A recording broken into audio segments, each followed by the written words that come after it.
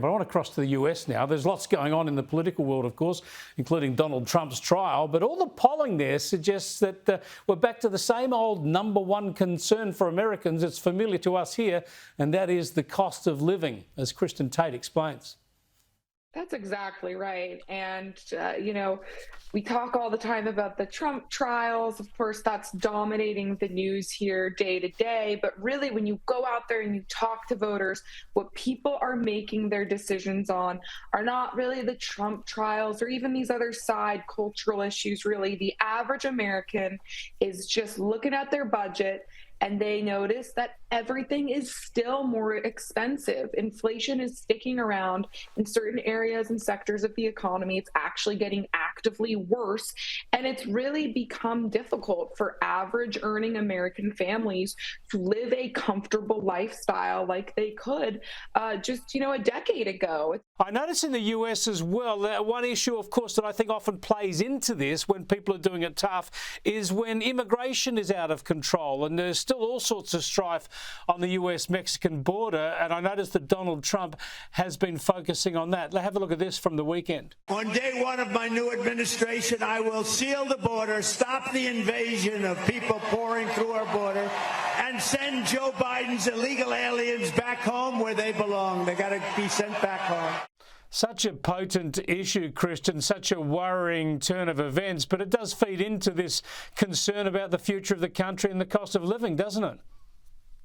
Yes, and I'm glad to hear Donald Trump talking about this. This is very reminiscent of the 2016 Donald Trump. It was immigration that got him into the White House the first time. It's even a bigger issue now than it was then. And it's interesting to hear him talk about deportations. It's something he didn't really do mass deportations during his first term. He says he will next time, and that's something that a lot of Americans are hoping to actually see.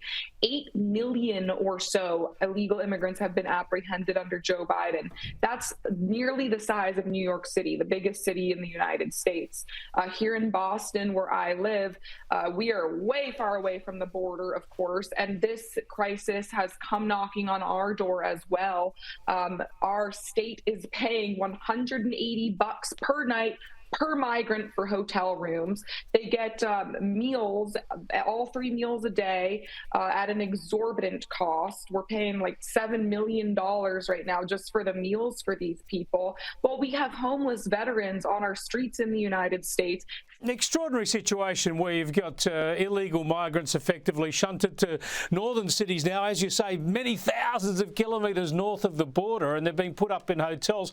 Tell me, I can understand why that would rankle with so many voters, but is the mainstream media in the US focusing on that concern and that resentment, or are they trying to ignore this issue?